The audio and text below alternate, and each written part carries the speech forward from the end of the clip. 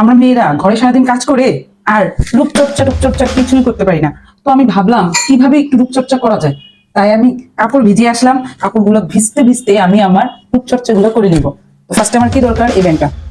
আমি রূপচর্চা করতে করতে মানে প্যাকটা তৈরি করতে করতে তোমাদের বলবো আসলে আমি কেন আজকে এই প্যাকটা ইউজ করছি। ফার্স্ট অবশ্যই একটি সুন্দর একটি বাটি নিয়ে নিবে। আমার ঘরে যে এত সুন্দর বাটি আছে এটা তোমাদের দেখানোর জন্য। তারপর বাইরে থেকে এসে আজকে লেবু শরবত খেয়েছিলাম, তো এই লেবুটাও বেঁচে গেল কিছুটা রস, তাই ভাবলাম এটা স্কিনে ব্যবহার করবো। কিভাবে দেখো, যতটুকু বের হয় মনে করো কিচ্ছু ফেলবে না, সঞ্চয় করতে হবে তো, কারণ তুমি তো গৃহিণী সংসারী। মোটামুটি আমার 1 চামচ হয়ে গেছে। তারপর এই মধুটা এনেছিলাম শীতকালে খাওয়ার জন্য, কিন্তু কিছুদিন আগে দেখলাম যে এই মধুটা খাওয়া হচ্ছে না, গরমকালে এসে পড়েছে। তো ভাবলাম কিছুটা ব্যবহার করে নিই, 1 চামচ মধু অ্যাড করে দিলাম। আমার ঘরে যদিও অ্যালোভেরা গাছ আছে, কিন্তু আজকে আসলে হাতে একদমই সময় নেই, আবার গাছের থেকে অ্যালোভেরা খুলবো, তারপর ওইটা কেটে ব্লা, তাই ভাবলাম এটাই ইউজ করে দিই। 1 চামচে ব্যবহার করলাম। অবশ্য কিছুদিন পরে এটা ডেট চলে যাবে, এটা হচ্ছে আসল ঘটনা। ভাবলাম একটু ব্যবহার করে নিই। হ্যাঁ, চালের গুঁড়া এনেছিলাম পিঠা করার জন্য শীতকালে। শীতকাল শেষ, পিঠা খাওয়া শেষ, তাই ভাবলাম এটা রেখে দিয়ে কি হবে, এটাও কিছুটা ব্যবহার করে নিই।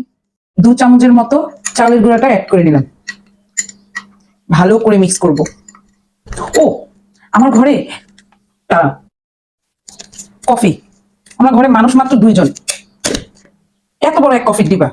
এখন এটা কিছুদিন পরে জমাট ধরে যাবে, তাই ভাবলাম এটাও একটু ব্যবহার করে নিই।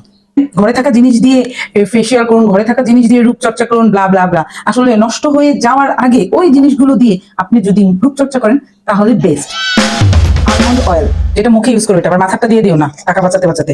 এটা আমি বিস্ফোটার মতো ব্যবহার করব। কিছুদিন আগে এটা দেখে খুব আকর্ষণ লাগলো, তাই কিনেছিলাম। আমি এটা মুখে লাগিয়ে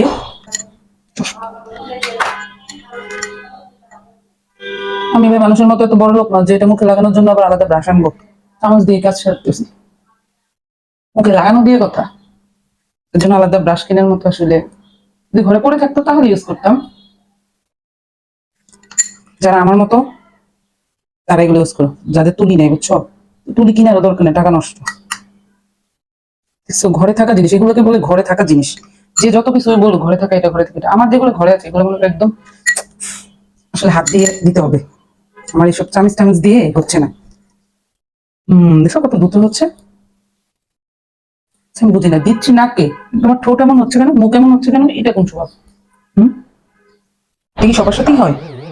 দেখো দেখো আমার মুখটা আবারও, ঠোঁটটা আবারও এমন হয়ে যাচ্ছে, ইচ্ছা করে করছি না কিন্তু, চোখটাও, কারণটা কি? কি সুন্দর। ঘরে ডেট চলে যাবে এমন অ্যালোভেরা, জমে যাবে এমন কফি, বেঁচে যাওয়া শীতকালের চালের গুঁড়া আর মধু, আর কিছুক্ষণ আগে যে শরবত খেয়েছিলাম গরমের কারণে, ওটার মধ্যে কিছুটা লেবুর রস বেঁচে গিয়েছিল, ওইটা দিয়ে তৈরি হয়ে গেল আমার অ্যাকচুয়াল হোমমেড এসা গোসল প্যাক। তাহলে চলে যাই 10 মিনিট, সরি 15 মিনিট, এই বাসনটা মেজে আসি, তারপর আবার কথা হবে। এই তো চলে আসলাম, ঠিক মতো শুকাতে পারি না, বাসন ধুতে ধুতে এগুলো এমনি নিজে নিজেই গলে গেছে। আমাদের কথা বলে কি হবে, এই তো আমাদের জীবন। এই পাকটা নতুন কিনেছিলাম, তো ভাবলাম এটাও ইউজ করে ফেলি। একটু জলে ভিজিয়ে নিয়েছিলাম, মনে হচ্ছে এগুলো আমার ময়লা মুখের। থাম্বনেল যা হবে এরকম, যাতে মানুষ মনে করে আমি কোনো ফর্সা ঘর ক্রিম দিয়ে এইভাবে ফর্সা হয়ে গিয়েছি। আমার মুখের ইনস্ট্যান্ট গ্লোটা দেখতে পাচ্ছ? আমি নিজেই দেখতে পাচ্ছি না। এবার ভালো মতো বোঝা যায়।